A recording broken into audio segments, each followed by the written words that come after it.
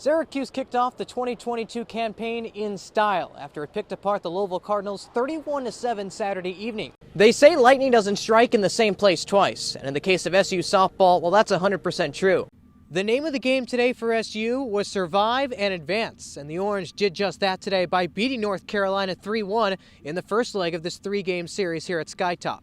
The Syracuse Orange marched into J.S. Coyne Stadium and walloped the Stanford Cardinal today 4-0. All four of SU's goals came on 4 penalty corners. They say when your backs are against the wall and the lights get brighter and the games get tougher, you need your veterans to step up.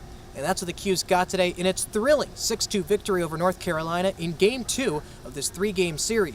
That's right, Ronnie. Coming up in sports, Syracuse football tries to do something it hasn't done since 2018 and just 4 times in the past 60 years. Plus, we'll also take a look at a wild Week 3 of the NFL when we return. Your Citrus TV Sports Report. On this day in 1987, Q's football upset number 10 Penn State inside the Dome to become 6-0. 35 years later, the Orange host 15th-ranked NC State with a chance to match that 87 team.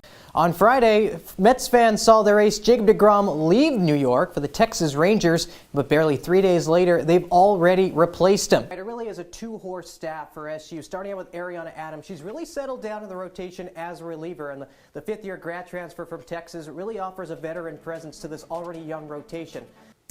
Keeping things on the gridiron, SU football became bowl eligible for the first time since 2018 back in October, and now a month and a half later, it finally knows it's going to Yankee Stadium.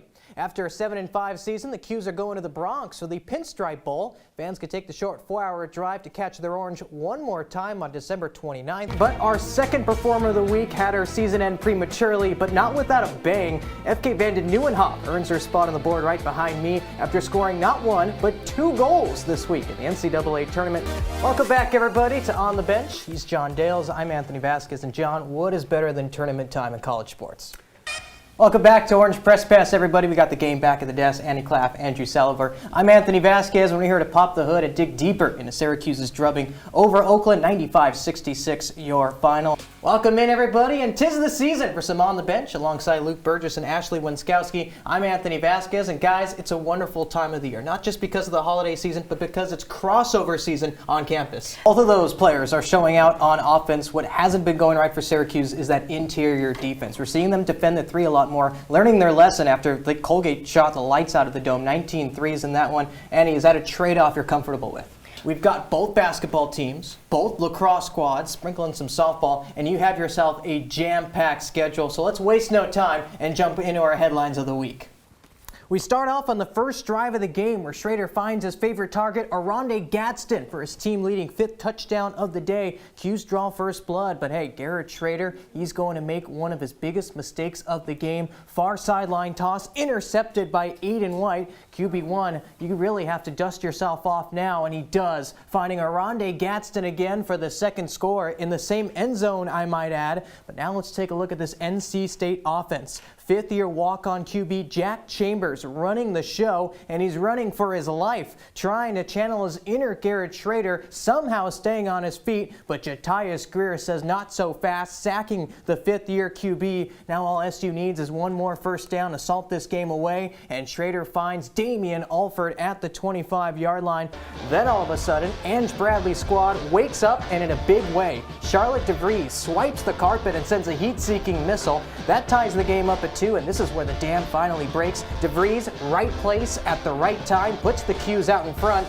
Then in the 4th quarter, FK Vanden Nieuwenhof on a penalty stroke. She eats those for breakfast, but as the game settled down, so did the Qs offense. Deasia Fair, step back 3, filthy from the Buffalo transfer. That stops the bleeding, but not for long. Jimmy gets in on the action, the running layup, 13 points for the Elder Boeheim. Then it's Cole Swider, capping off a 13-0 first half run on offense, but now into the second quarter, this is where Megan Tyrell really took over. over. Not one, not two, but 3 goals in 5 minutes. SU takes the lead right back until Stan Annabelle ties the game going into the break. Now the Orange dominated every facet of the game, including the fast break category of the box score. 28 big ones in that category, one of them including this Deasia Fair fancy layup. The bludgeoning continued in the second half, especially down low, where Dariana Lewis scoops it in for 2. Then for good measure, Tisha Hyman the nice spin around Jay. Hughes rolls in this one, and our very own Nick Luttrell has more on the hot start.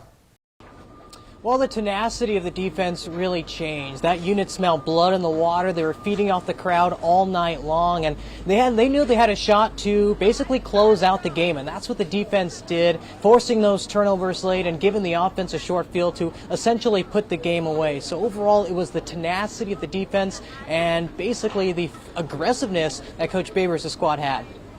Trey, thank you so much for joining us. And I know the Orange were heavy favorites coming into this one, so I want to ask, did anything surprise you from today's game?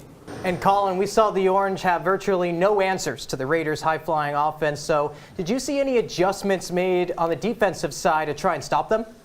Time will tell, though. The penalty corner woes that have been plaguing Syracuse all season will continue or will get better as the ACC tournament and ultimately the NCAA tournament nears. It wasn't just the defense that stepped up tonight, though.